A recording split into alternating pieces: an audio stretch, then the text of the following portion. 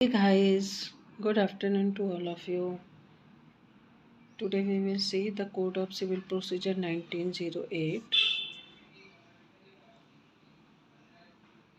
Order 5, Rule 9A. We will talk about the Order 5, Rule 9A, summons given to the plaintiff for service.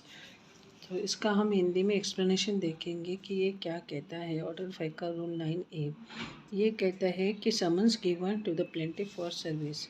क्या summons की service plaintiff खुद कर सकता है defendant को? इस क्वेश्चन का आंसर बताता है। द कोर्ट में in addition to the service of summons under rule 9 on the application of the plaintiff, इसके लिए प्लेंटिफ को अप्लीकेशन करना पड़ेगा कोर्ट में। For the issue of summons for the appearance of the defendant permit such plaintiff to effect service of such summons on such defendant and shall in such a case deliver the summons to such plaintiff for service. तो इस तरह के summons को दस्ती summons भी कहा जाता है और ये अप्लीकेशन करनी पड़ती है अंडर ऑर्डर 5 रूल 9A के अंडर में। तो एप्लीकेशन करने के बाद में कोर्ट इस पे ऑर्डर करते हैं और परमिशन ग्रांट करते हैं। फिर कोर्ट से समन्स प्लेंटिफ को मिलता है। फिर प्लेंटिफ को समन्स की सर्विस करनी पड़ती है डिफेंडेंट को। ठीक है। रूल 9A का सब क्लॉज 2 कहता है the service of such summons shall be effected by or on behalf of such plaintiff by delivering or tendering to the defendant personally a copy thereof signed by the judge or such officer of the court as he may appoint in this behalf and sealed with the seal of the court or by such mode of service as is referred to in sub rule 3 of rule 9। तो इन्होंने कहा है कि plaintiff को खुद, ठीक है, defendant को पर्सनली ये सर्विस ऑफ समन्स करना पड़ेगा। ठीक है।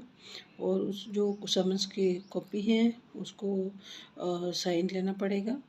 जो भी जैसा आपने साइन किया हुआ समन्स है उस पर उसको डिलीवर करना पड़ेगा डिफेंडेंट को पर्सनली और उस पर एक्नॉलेजमेंट लेनी पड़ेगी कि वो डिफेंडेंट ने समन्स रिसीव कर लिया है। ऑर्डर 5 रूल 9A का सब क्लॉज 3 कहता है the provisions of rules 16 and 18 shall apply to the summons personally serve under this rule as if the person effecting service were a serving officer.